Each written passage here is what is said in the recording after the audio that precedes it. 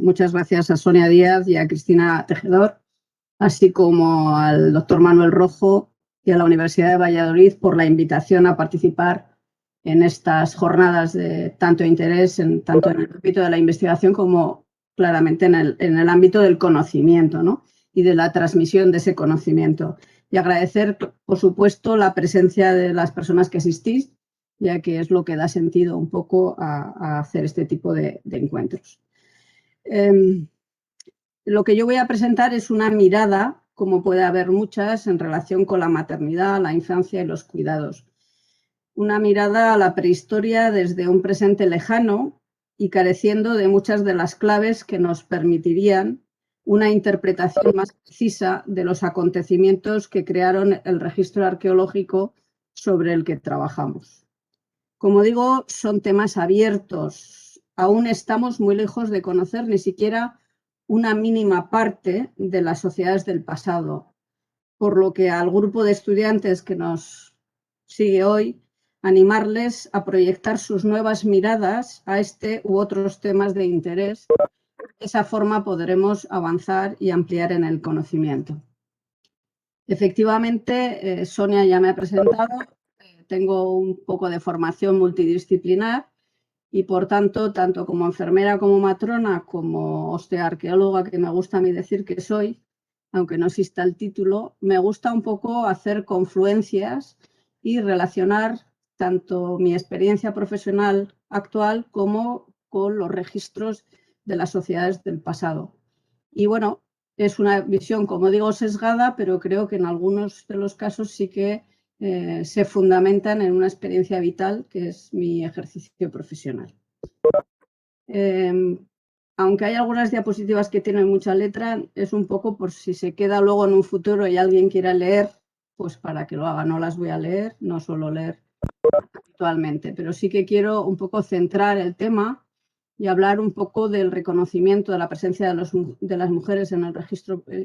prehistórico, presencia que, como bien sabemos, no solamente es a partir de los restos humanos, también es una presencia reconocible muy claramente desde aquellas mujeres representadas del Paleolítico que Marga ya nos ha enseñado que no podemos llamar Venus, hasta representaciones del mundo ibérico, del tránsito al mundo romano. Tenemos igualmente los restos antropológicos con algunas dificultades de su identificación. Tenemos la genética, por supuesto, para poder ser utilizada a la hora de interpretar la presencia de mujeres y los esqueletos como tales. Hablaremos un poco también del reconocimiento de la infancia y haré unas pequeñas pinceladas sobre lo que es la infancia biológica desde la perspectiva de los restos humanos y también un poco a la infancia social, que yo creo que a veces se nos olvida. Sin embargo, ya hay investigadoras e investigadores previamente que han abierto esa brecha y es una brecha que creo yo que debe ser contemplada, ¿no? Y bueno, algunos casos de la presencia de la infancia, de perinatales, etcétera, en el registro prehistórico. Hablaremos de la maternidad como éxito. Claro, éxito de esa maternidad es nuestra presencia aquí. Si no hubiera sido exitosa, no hubiéramos llegado nadie al siglo XXI. También un poco de lo que a mí me gusta llamar maternidad frustrada, que es esos momentos en los que realmente o bien hay un fallecimiento de la mujer durante el embarazo o al nacimiento del bebé, e igualmente el fallecimiento de las criaturas, ¿no? Y cómo también esos perinatales los encontramos en el registro arqueológico. Y hablaremos un poquito de los cuidados, de lo visible y de lo oculto, de cómo a partir de algunas enfermedades, evidentemente, sí que reconocemos esa supervivencia a lo largo de un tiempo y ese cuidado, pero también el cuidado que debemos de reconocer a través de los mensajes, la educación, la convivencia, la necesidad de una crianza con apoyo y también ese cuidado que a veces se nos olvida, que es el acompañamiento al final de la vida y la evidencia de rituales o de duelo a partir de los rituales funerarios.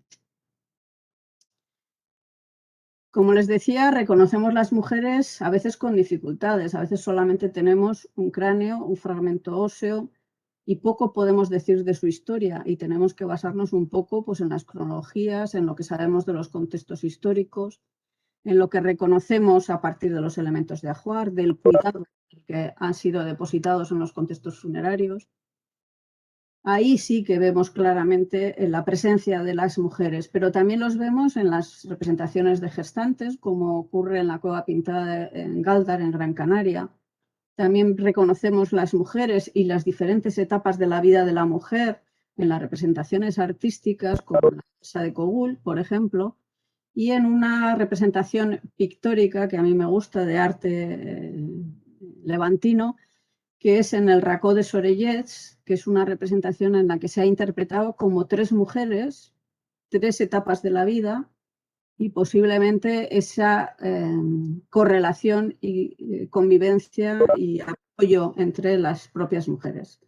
También hablaremos, o nos gustaría hablar, de esas mujeres, ese embarazo, ese parto, a lo largo de que somos seres humanos. Pero bueno, es un poco abusivo y nos centraremos un poco en algunos casos que están descritos y que, bueno, en alguna ocasión hasta he podido estudiar.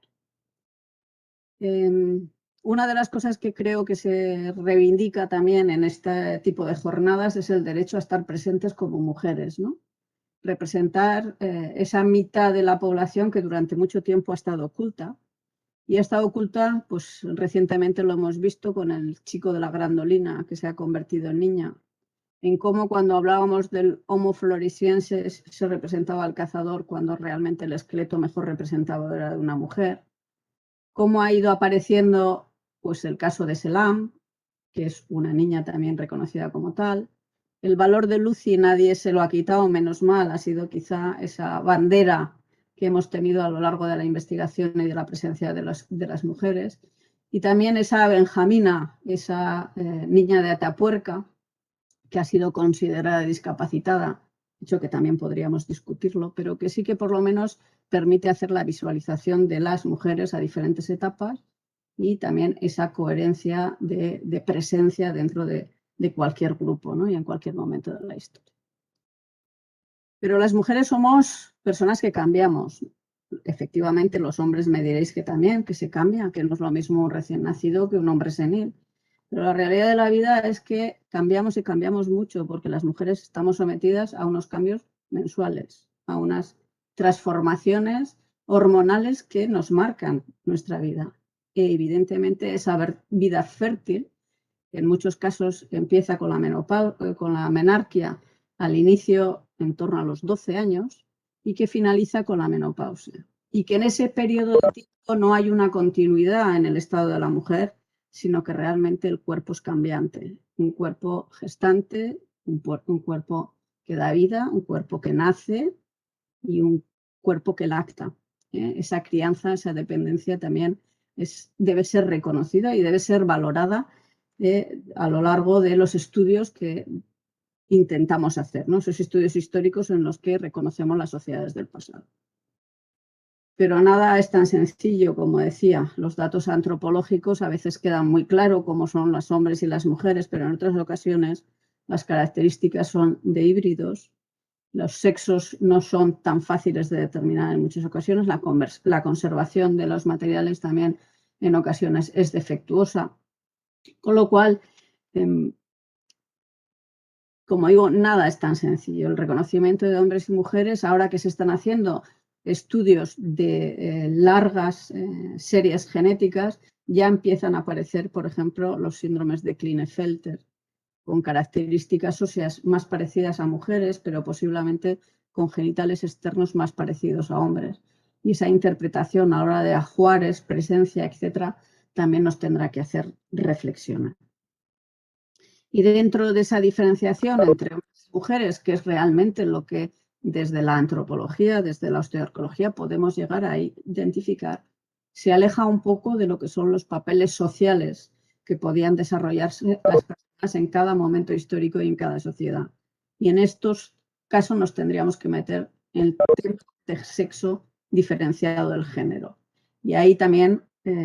tenemos nuestros errores a la hora de unificar lo masculino con el hombre, lo femenino con la mujer, haciendo esa dualidad y descubriendo que realmente no es tan simple, no somos tan binarios y las culturas del pasado probablemente tampoco lo fueran. Como decía, los datos antropológicos que parecen objetivos, pues realmente no lo son. Las características antropológicas varían según el origen de las personas. Las diferencias de tamaño están condicionadas también, el tema de la pelvis, por la necesidad de tener criaturas, de contenerlas durante 9 meses y de tener un parto. Pero las pelvis femeninas tampoco son tan femeninas. Las pelvis de mujer tienen sus variaciones y a veces eso dificulta durante el parto. Y ya no voy a decir que efectivamente un parto en los hombres pues sería bastante más complicado, ¿no? Y bueno, con esa pequeña matiz que también quería hacer, es la representación de las mujeres y cómo también nos transmiten esa fertilidad, ese cambio de cuerpo, esas transformaciones a lo largo de la vida. Y con la escena del parto también quisiera decir esa necesidad de estar juntas, porque la vida nos hace caminar juntas. En muchas ocasiones, por supuesto, acompañadas de hombres y en otras ocasiones, lamentablemente, por las circunstancias sociales o económicas, alejadas de los mismos. Pero como les decía, el reconocimiento de la maternidad y ese éxito de la maternidad es el hecho de que estemos presenciales ahora, ¿no? Y que nuestra sociedad pues, siga en crecimiento. La maternidad es universal y la crianza también. Sin ese apoyo y unas criaturas que nacen muy inmaduras en comparación con otros seres de la naturaleza, no podríamos progresar. Tenemos un éxito evolutivo a pesar de las dificultades y las dificultades las encontramos en el registro arqueológico. A partir de la presencia directa a veces de mujeres en periodos de gestación, en otras veces las menos, mujeres muertas intraparto, en otras veces fallecidas la criatura y la madre al poco tiempo de nacer, y otras veces un registro oculto, muy probablemente oculto, que es el hecho de la presencia de mujeres en edad fértil más frecuentes en el registro funerario, en los contextos funerarios, que nos puede estar ocultando hemorragias, por ejemplo, o infecciones posparto que no quedan en los huesos. Y entonces sí que podemos intuir que esas mortalidades precoces de mujeres podrían estar vinculadas con complicaciones relacionadas con la maternidad. No voy a hablar de lo que es el dilema obstétrico, que siempre está en revisión, que siempre está en discusión, si realmente es tan o no importante dentro de la evolución humana. Yo pienso que sí, pero me gusta una frase, que es la última frase de este pequeño recorte que he traído del artículo bien conocido, y es el decir que el tipo de pelvis que tenemos condiciona una asistencia al parto obligada. Es verdad que no es un universal cultural, que las mujeres paran en compañía, pero sí que es verdad que es la mayoría de las culturas que se han podido estudiar, las mujeres parimos en compañía, porque hay determinadas dificultades a la hora de la expulsión, sobre todo de los hombros, que requiere de ayudas y la mujer, por nuestra posición de la pelvis, no podemos hacérnoslas a nosotros mismos. Sobre por qué la pelvis que tenemos es de un tamaño tan ajustado o por qué no, cómo condiciona esa la reproducción e incluso la evolución humana.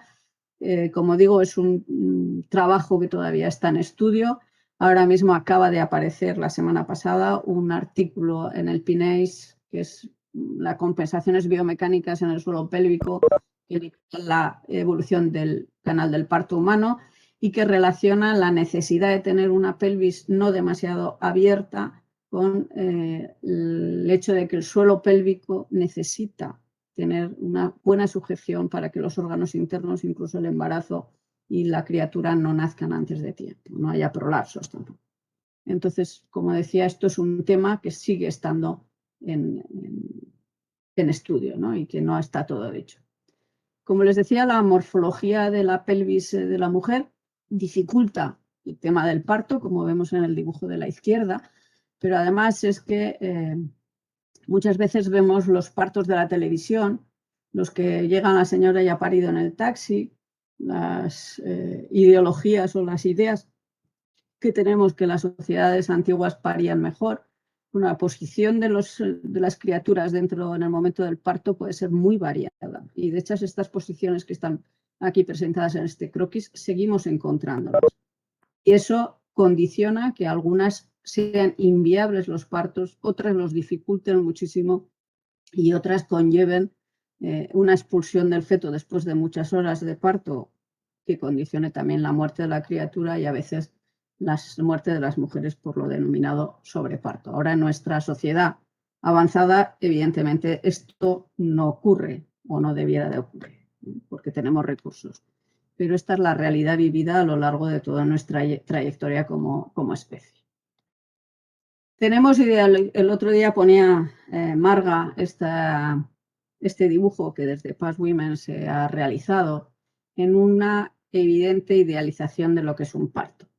Y evidentemente es de la mayoría de los partos, no nos vamos a engañar, ¿no? Ese acompañamiento, ese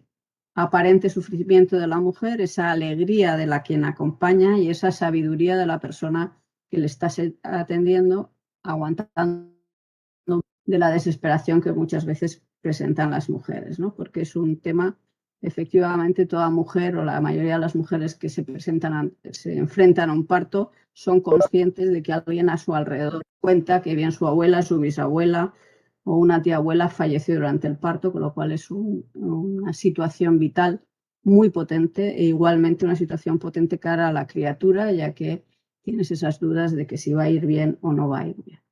Y bueno, en las sociedades del pasado, pues eso ocurría, la mayoría iban bien, pero otros no iban tan bien.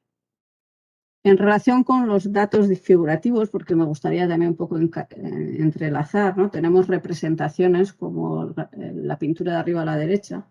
en el que parece que es una escena de parto y volvemos a tener ese conjunto de apoyo, esa necesidad de acompañamiento, que ya nos lo están narrando diferentes culturas, ¿no? Y en relación con el grabado de Göbekli Tepe, un grabado que ya hace muchos años me enseñó Encarnación Sanahuja y que para mí, cuando lo vi, dije, bueno, ella lo presentaba como algo relacionado o bien con una hemorragia o bien con una placenta, y a mí lo que me dio la sensación desde el principio, además se lo enseñaba a muchos colegas, es que lo que tenemos es un parto de pies. Y en la cerámica de la derecha también se representa eso, ¿no? Una mujer en el que realmente lo que ha salido antes que la cabeza son los pies, con lo cual estamos también ante representaciones de complicaciones relacionadas con ello. No todo es simplemente las distocias de parto, en el sentido de que el niño sea más grande, menos, los partos sean más grandes, más largos, menos largos. También hay muchos imponderables que condicionan las dificultades de supervivencia de las criaturas. Aún vivimos situaciones complicadas con las distocias de hombros. Aún tengo yo amigas y compañeras que han vivido una situación muy, muy potente cuando ha habido fallecimientos por no poder extraer los hombros de la criatura. Yo he visto roturas de útero en determinadas personas. Normalmente ahora son más frecuentes en mujeres con cesáreas anteriores, pero no es obligatorio. Vueltas de cordón que realmente causan muertes de las criaturas o desprendimientos de placenta. Partos dificultosos que en el registro arqueológico es muy difícil de determinar, pero que debemos de pensar ante unas situaciones de estas, que no todo es simplemente voy a mirar la pelvis a ver si la pelvis es grande o no es grande, o es pequeña o no es pequeña. Sobre todo porque yo siempre digo que la cabeza y la criatura se adapta a las pelvis. No vale medir a la hora de determinar si hay una incompetencia de pelvis, solamente medir los huesos. Hay que pensar en muchas otras posibilidades. Y en partos dificultosos, como vemos en ese empuje o ese empujón, maniobras que ahora mismo casi están proscritas, pero las más mayores las hemos hecho y las hemos hecho mucho para intentar una extracción por vía vaginal de criaturas que se han quedado ahí de alguna forma atascadas. Presentaciones que en el arte también nos las muestran, presentaciones de cara. Normalmente la criatura nace mirando hacia abajo, y en este caso esto es de un parto real, ¿no? Viene mirando para arriba, además presenta la cara, con lo cual esto se da, y se da muchas veces en mujeres que han parido muchos hijos, porque el suelo pélvico está menos fijo, es más lábil. Y entonces estas malas posiciones las podemos reconocer en el registro arqueológico incluso. A pesar de la descomposición y la taxonomía, es importante cuando se hace una excavación arqueológica de una mujer que está embarazada, intentar ver y apreciar cada posición de cada hueso con el fin de intentar apreciar si realmente la situación vivida se relaciona con este tipo de malposiciones de la criatura. Las huellas de las mujeres, también de mujeres que han fallecido a edades más avanzadas, también nos dejan esos signos del parto, pero en este caso lo que decíamos son partos exitosos, ¿no? Como el tubérculo púbico o las digitaciones en la cara posterior de la sífilis del pubis, que aunque no es absolutamente directo, porque en algunas ocasiones también puede aparecer en pelvis de hombres, sí que parece tener cierta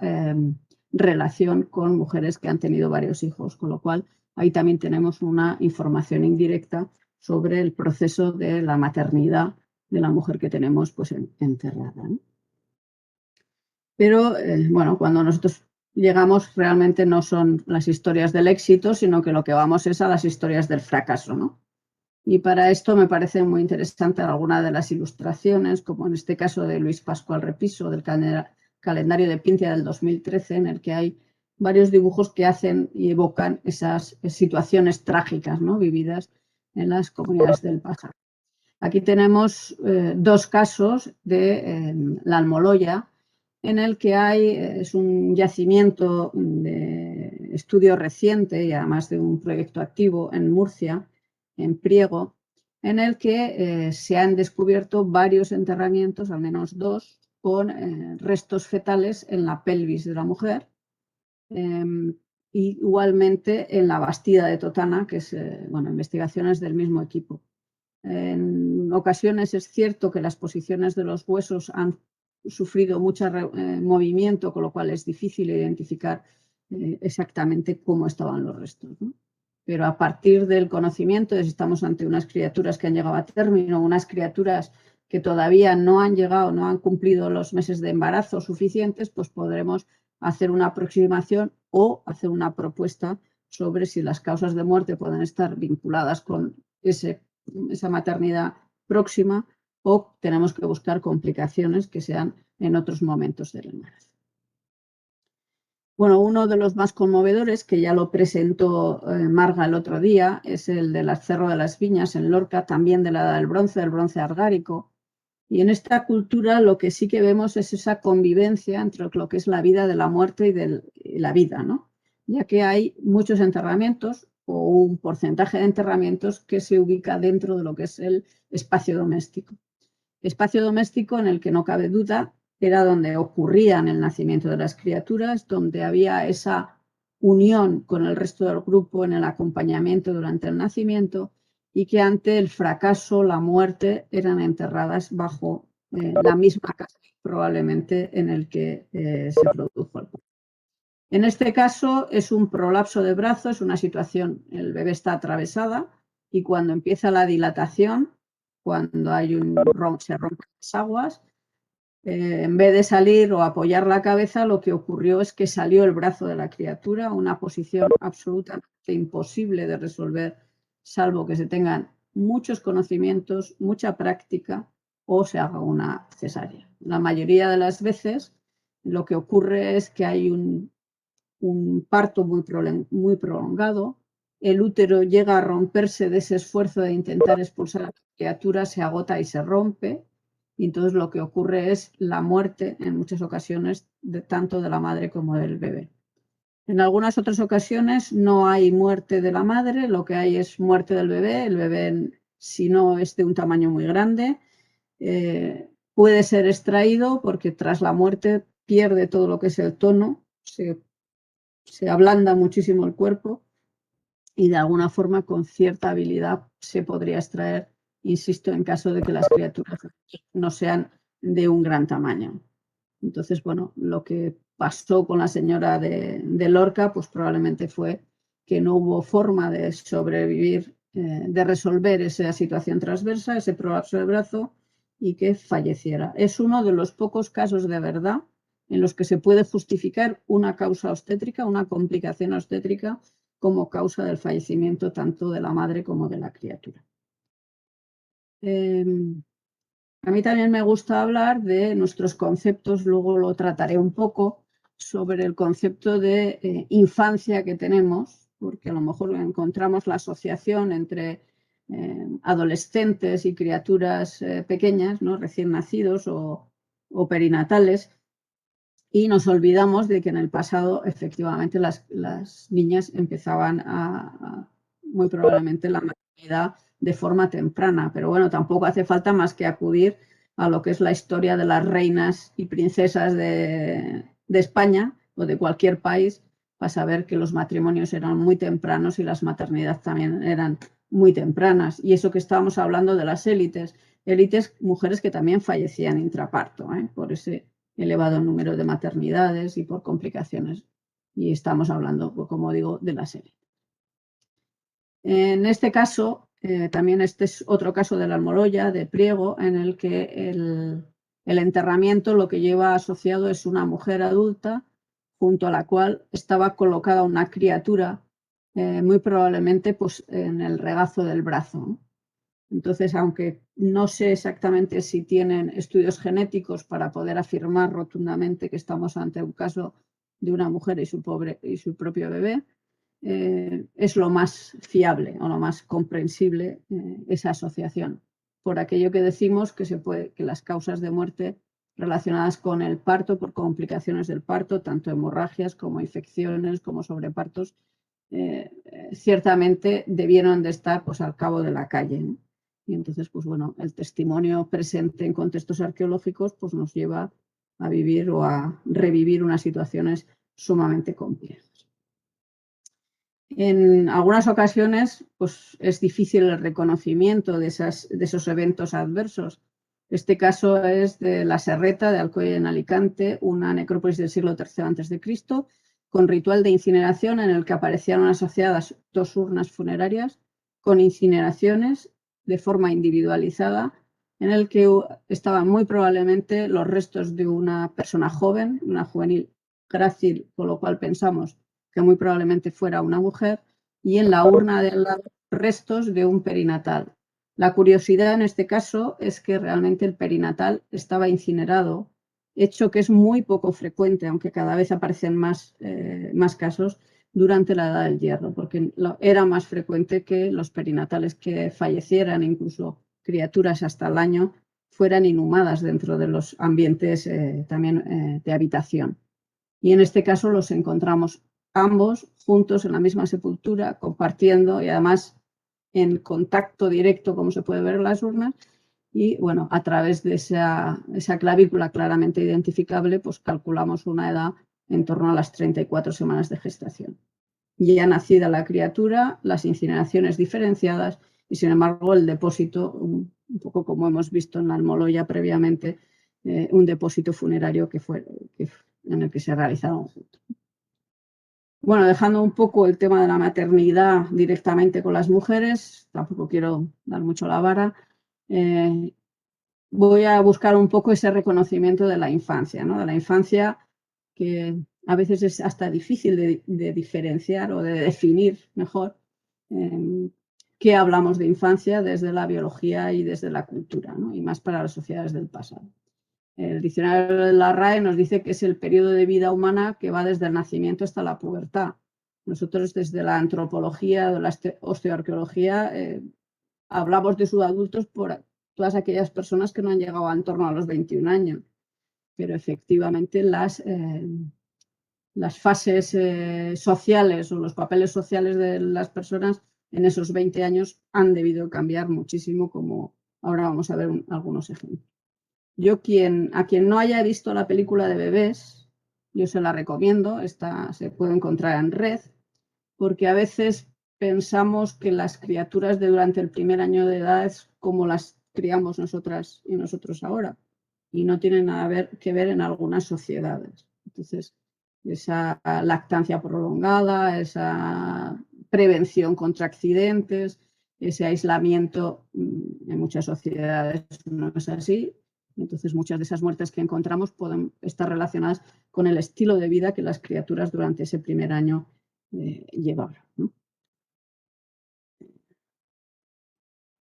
A mí cuando leí esto de Amnistía,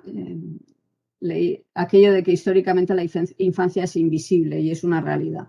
En los estudios osteoarqueológicos también he de decir que tampoco hace tantos años que se estudia como tal el mundo de la infancia. De hecho,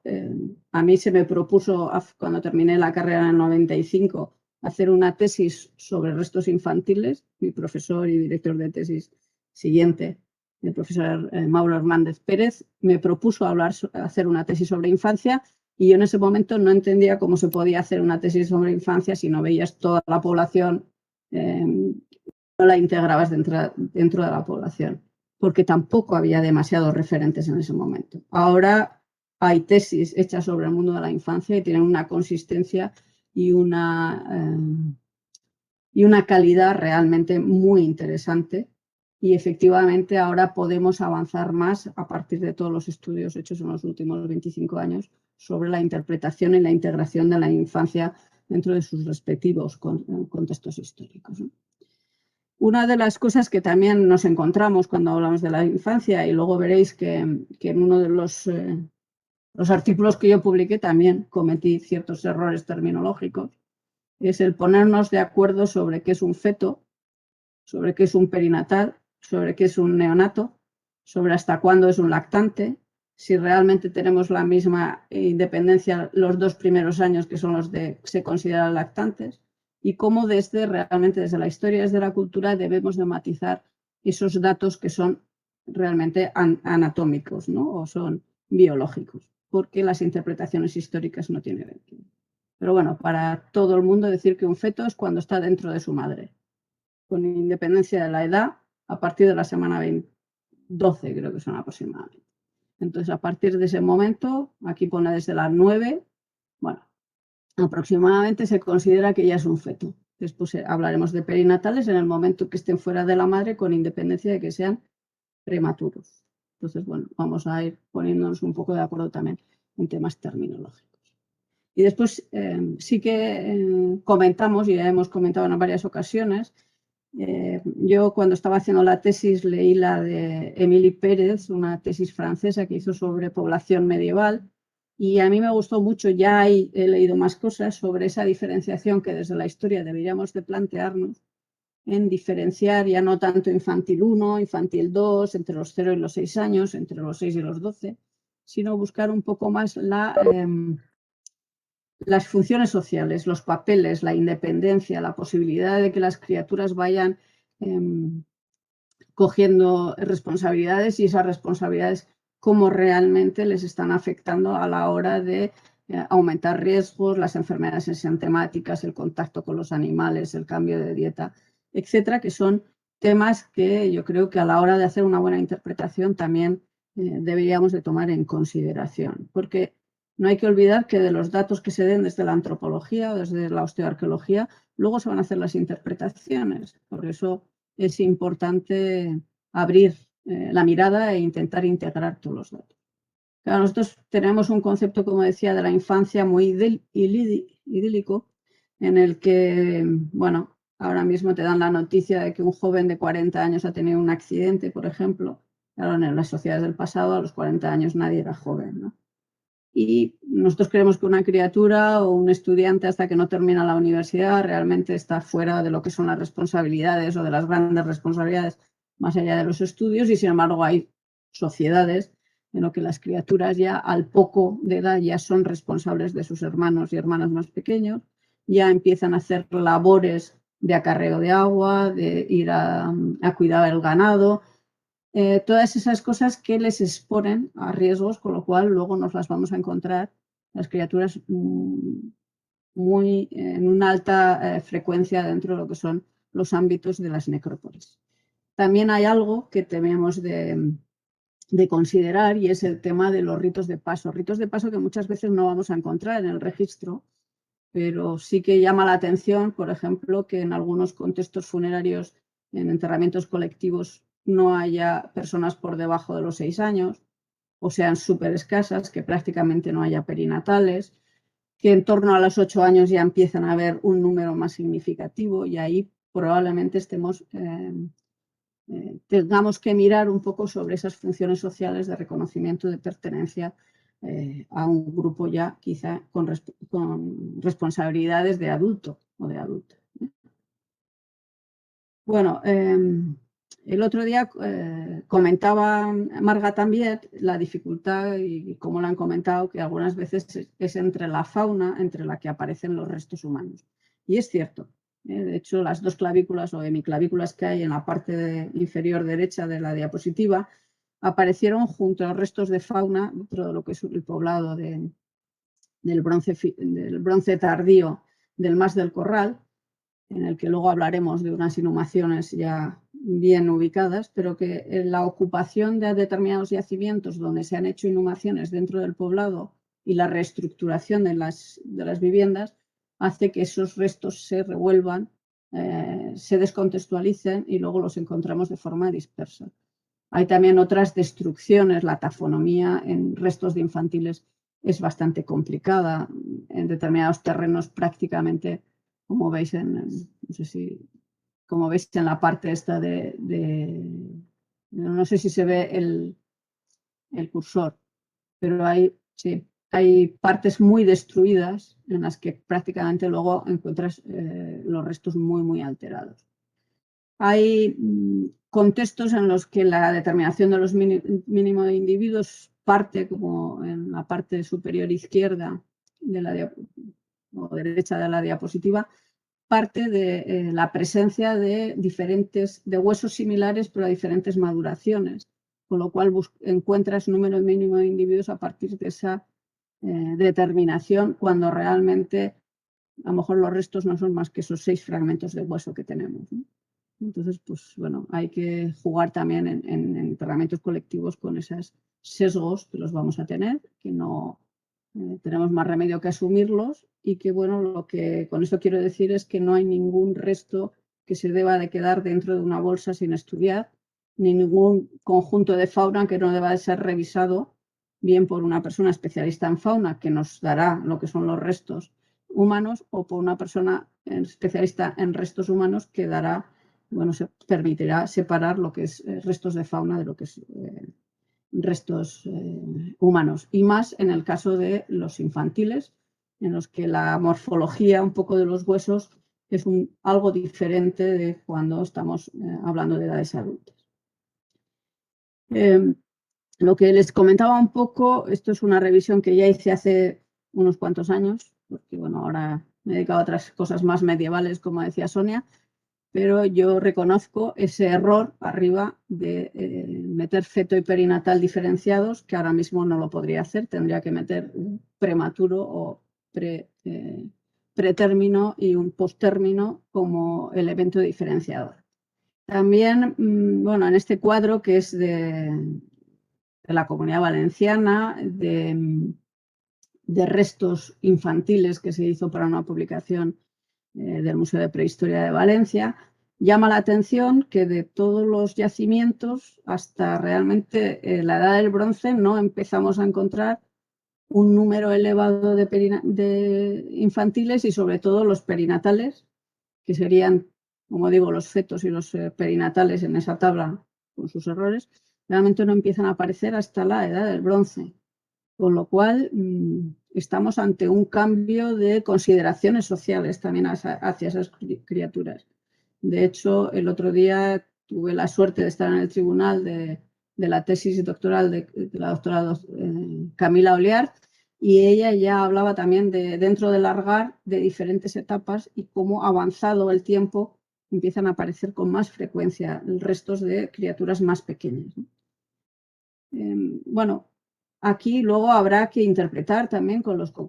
contextos, con los ajuares, con las cronologías y con el resto del equipo, intentar consensuar de alguna forma cuál es el significado de los datos que estamos dando. Se sale de rango el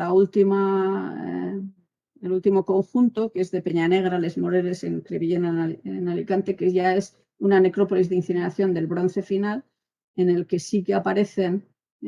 perinatales y, bueno, de forma elevada, pero ya tenemos asociación de varias tumbas con varios individuos y de hecho es una necrópolis pues, con más de 40 individuos, con lo cual juegan en otra competición distinta a lo que estamos hablando, ¿no?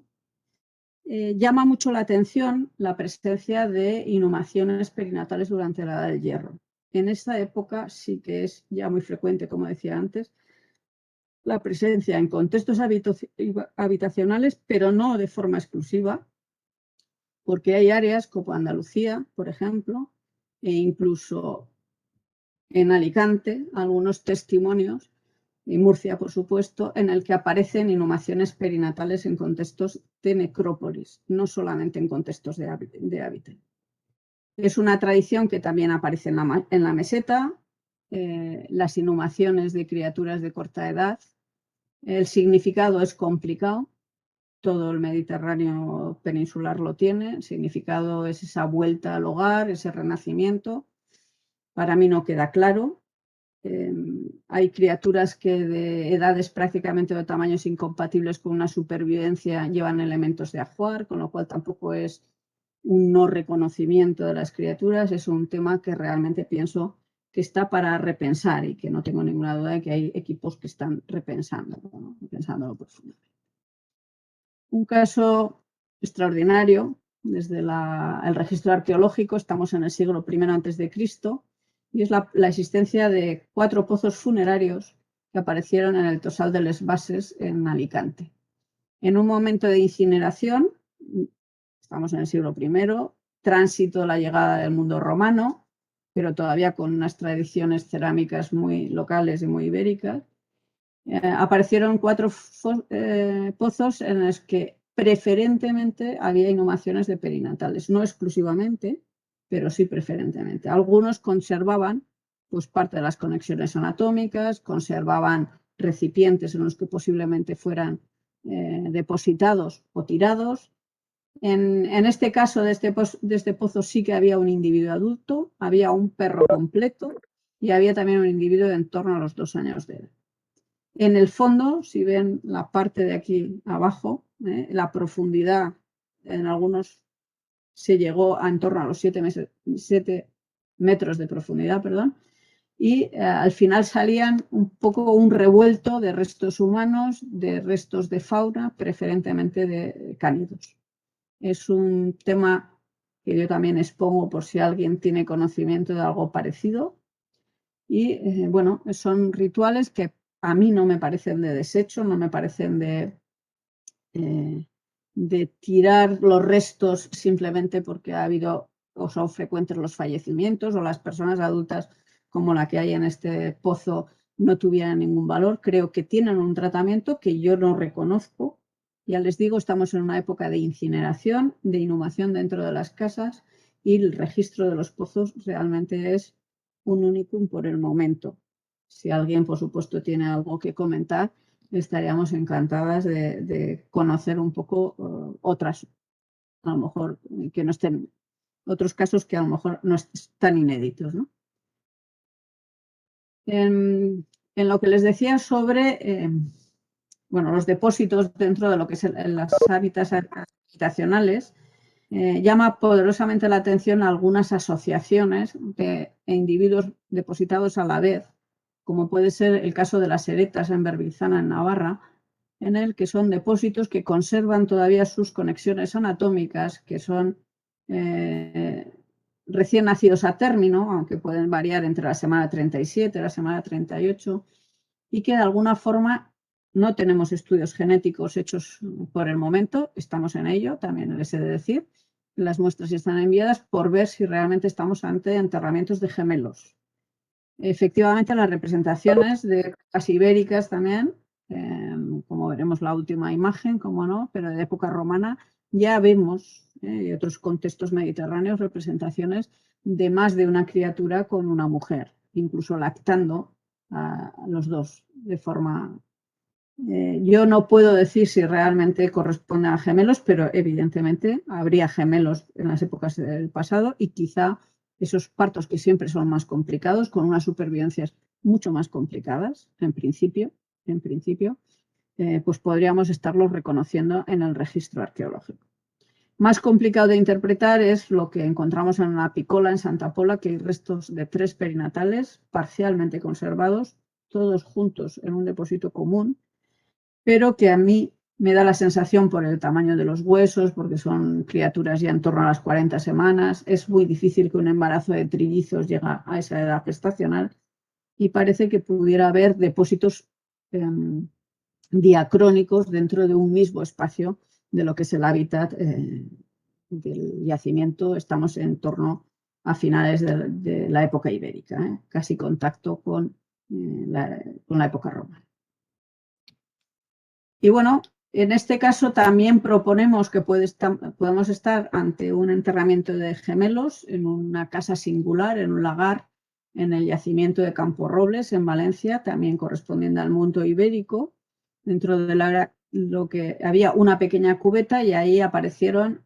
restos de individuos muy pequeños. Si ustedes ven las escalas, miden 3 centímetros los fémures, por ejemplo, teniendo en cuenta que un recién nacido de talla normal está en torno a los 8 centímetros, imagínense que es realmente muy pequeño. Depósito fuera de lo que es una casa, en este momento parece que es una zona de trabajo, con un elemento de ajuar, con una pinza, unas criaturas realmente inmaduras, sin probabilidades de supervivencia, porque esto podrían pesar por debajo seguro de los medio kilo, con lo cual si ahora mismo ya es muy dificultoso su supervivencia, imagínense en el pasado. Y lo que llama la atención también, algo que no es incompatible con la vida, porque ciertamente no lo es la presencia de una malformación congénita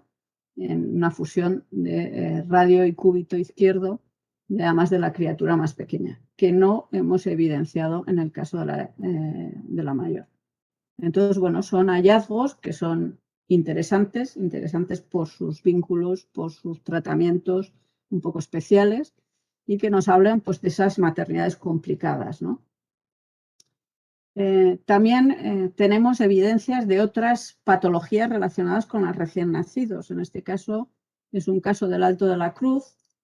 en Cortes, en Navarra, que es un yacimiento del primer milenio antes de Cristo, empieza en el bronce final y llega pues, hacia mitades de lo que es el primer milenio antes de Cristo, y encontramos unas alteraciones en los huesos largos, en una criatura probablemente por tamaño y por longitud de los huesos,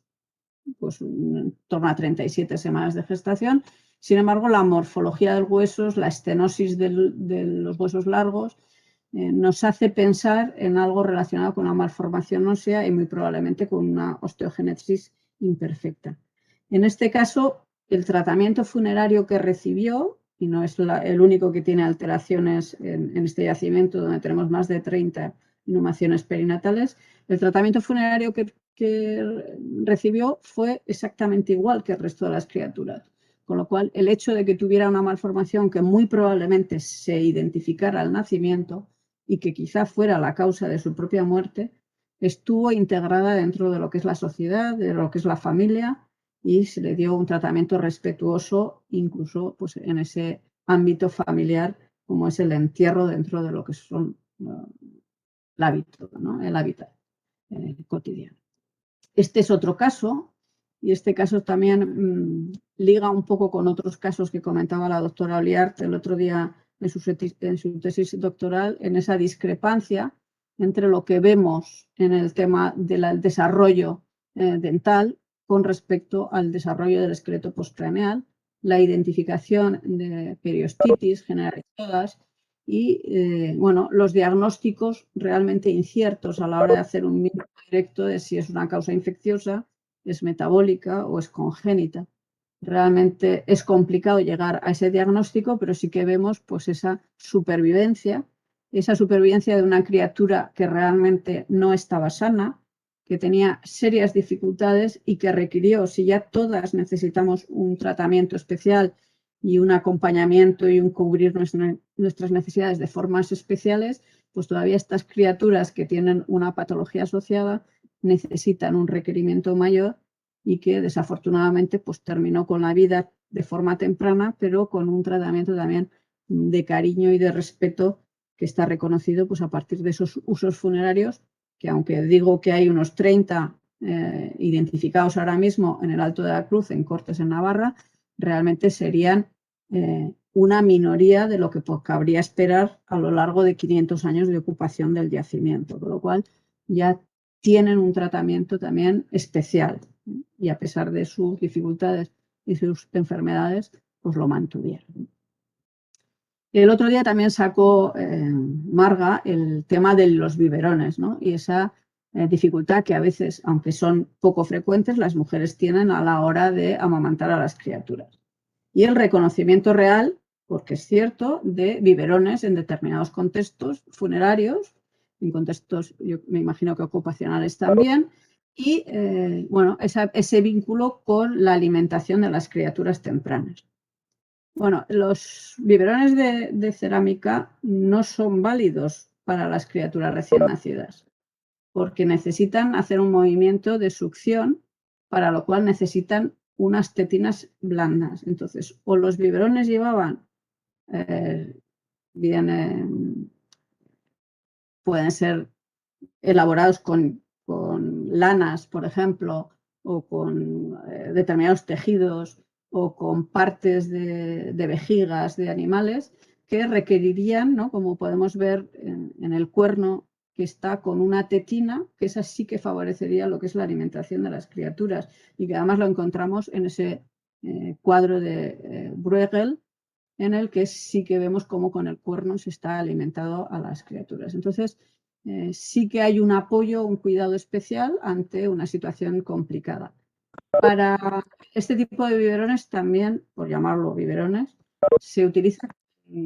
con las personas mayores, cuya capacidad de deglutir disminuye y se les facilita con unos pequeños pitorros la alimentación, la succión o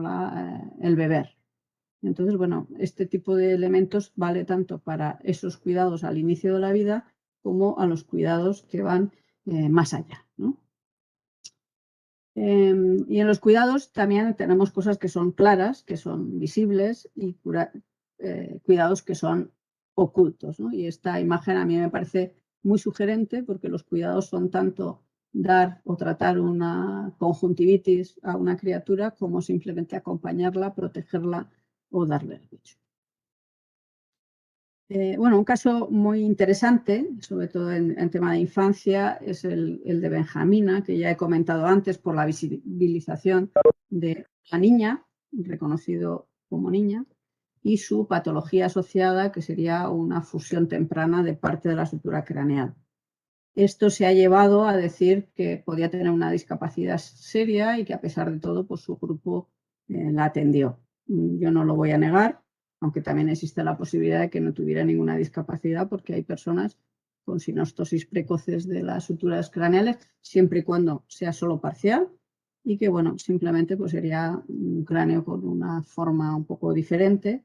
y que, bueno, hubiera permitido tener un desarrollo sin más. Pero en el caso de que efectivamente se coincidiera con las propuestas del equipo de Atapuerca, nos parece muy interesante, a mí me parece muy interesante el reconocimiento de los cuidados y ese cómo cuidarnos hizo humanos y humanas, que fue uno de los encabezados que presentaron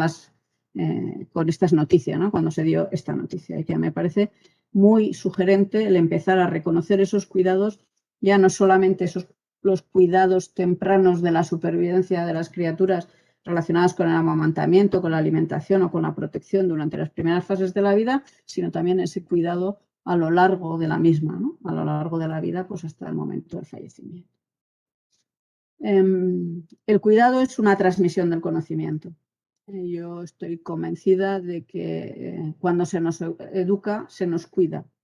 Cuando se nos enseña qué es lo bueno para comer y qué es lo bueno para no comer, se nos cuida, ¿no? Que cuando convivimos con las personas de diferentes edades, adquirimos un conocimiento que es acumulativo, ¿no? A lo largo de los años y que nos permite la supervivencia y que efectivamente, muy probablemente, muchos de esos ámbitos de conocimiento y de transmisión del mismo se hacía entre mujeres, en grupos de mujeres. Probablemente yo no voy a excluir a los hombres, ni muchísimo menos, pero me llama mucho la atención la representación del Racó de Sorellets, que comentábamos antes, por esa presencia reconocida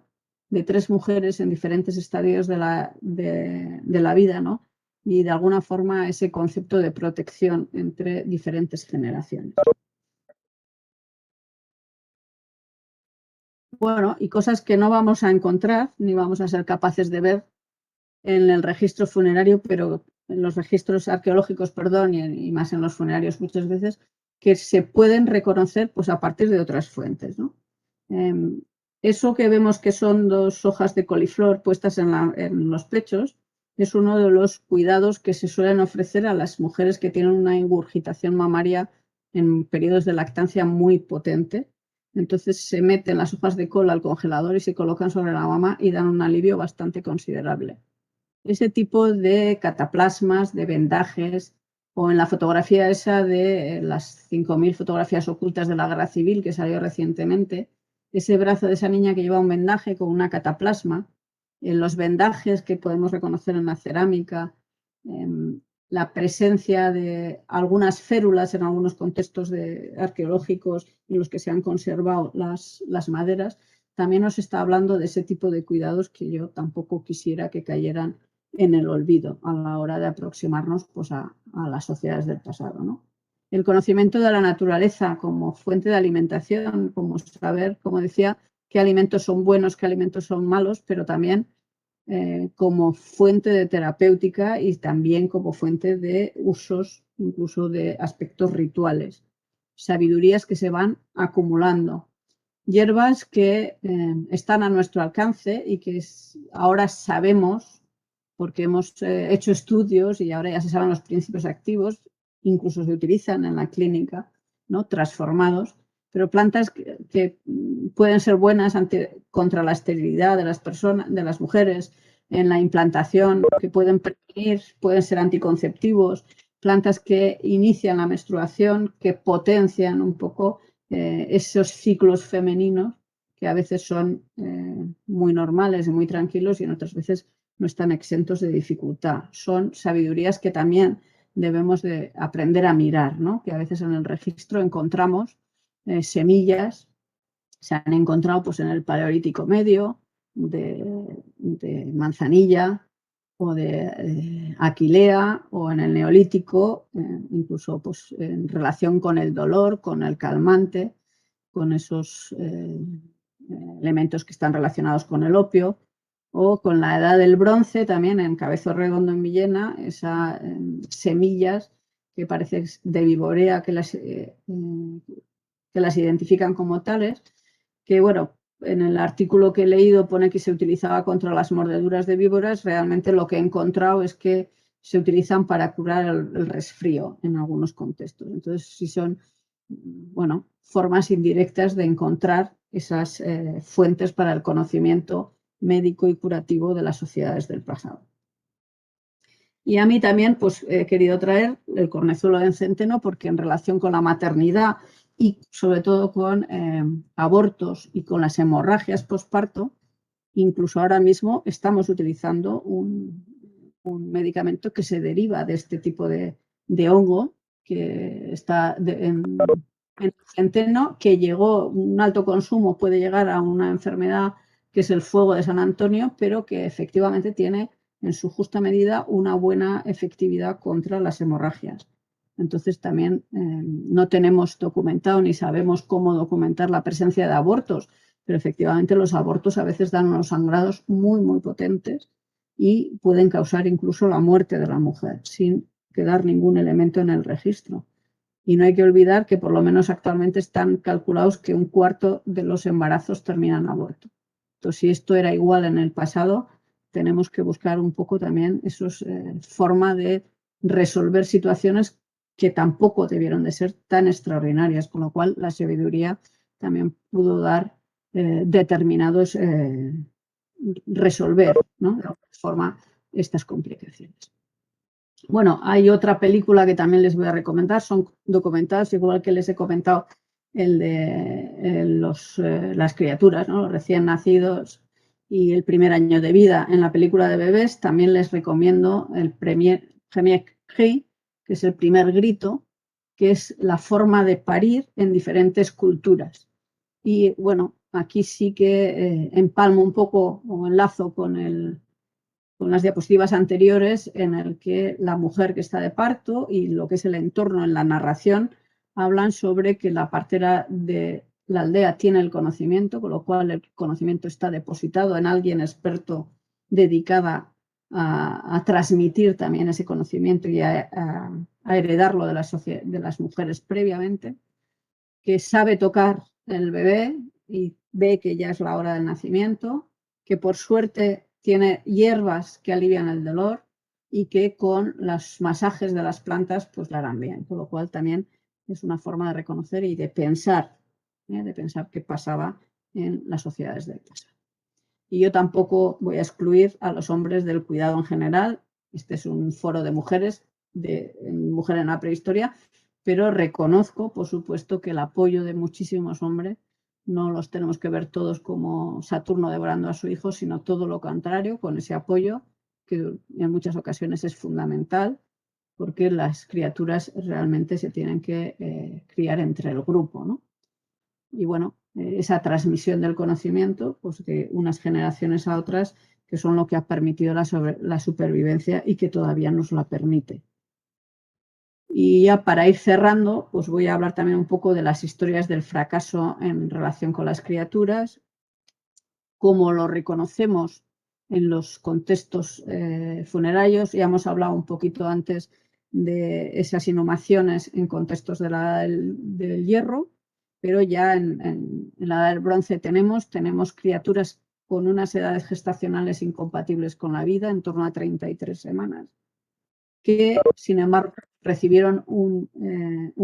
rito funerario, un cuidado y esmerado depósito, una preservación de alguna forma intencional, y aquí lo que tenemos que reconocer es el duelo ante la pérdida. Muchas veces pensamos que, como es normal que en las sociedades del pasado las criaturas murieran con cierta facilidad, no había un duelo. Realmente tenemos ahí una frustración, son maternidades que llegan a término, que procede del parto, que tienen esperanzas en que sea una criatura sana, con vitalidad, y que sin embargo, pues llegado el momento, son pérdidas tempranas o muertes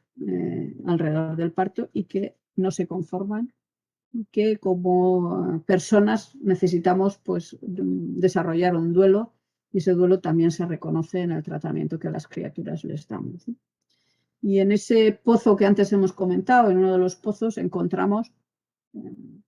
una esterilla de esparto sobre el cual se depositó una de estas criaturas. Con lo cual tenemos, bueno, le hemos llamado Moisés por obviedad, ¿no? Pero ese tratamiento que no es un desecho, no es un tirar al pozo porque yo no sé qué hacer con ellos y bueno, estoy acostumbrado a que se mueran, sino que realmente es un depósito con un cierto cuidado y una cierta intencionalidad de preservar los restos, pues bien al más allá o simplemente por el respeto que se les plantea. Y bueno, voy a cerrar con esta diapositiva que está cogida de la ruta argárica y de la Almoloya, en el que dice que la muerte se cierne sobre la vida argárica. La metáfora queda sugerida por la abundancia de tumbas infantiles que encontramos en el momento del apogeo y declive de esta sociedad. ¿Qué representan estos infantiles en este momento? Cuanto antes eran funerariamente irrelevantes, o sea, ese cambio realmente conforme van pasando los años y avanza la sociedad. Sí, otro dato para pensar que las tumbas no expresan simplemente los enterramientos de las gentes que murieron en el poblado, sino algo más, bastante más sobre la vida de la comunidad y el uso de las tumbas como representación y no meros testimonios de que la vida conlleva la muerte. Me parece que es un tema para reflexionar. Aquí dejo que luego, bueno, cuando lo cuelguen en internet, pues se puede consultar algunas de las páginas donde he sacado algunas de las láminas. Agradecer al grupo Past Women, al proyecto En Red y a Body Tales el hecho de hacerme partícipe. Aquí pongo la foto de algunas de las compañeras del grupo. El reconocimiento a a mis compañeras, a mis colegas y a mis amigas, porque efectivamente nos hacen mirar las realidades desde otros puntos de vista y potencian un poco la visibilidad de la mujer y la posibilidad de interpretar esos restos, esos rastros que nos encontramos, pues cada una en nuestro ámbito de conocimiento. Y cierro con la diosa madre de la Serreta, que es una pieza para mí extraordinaria. Si se fijan, es una terracota ibérica del siglo III a.C., en el que hay una escena de lactancia de dos criaturas a la vez, muy probablemente esa representación de individuos, criaturas gemelares, pero en este caso, pues con supervivencia. Y nada, hasta aquí es lo que quería contar y yo ahora quedo a disposición de quien quiera hacer algún comentario, sugerencia, quiera preguntar algo y yo, si puedo responder, pues encantada. Y si no, pues lo miraremos y aprenderemos. Gracias.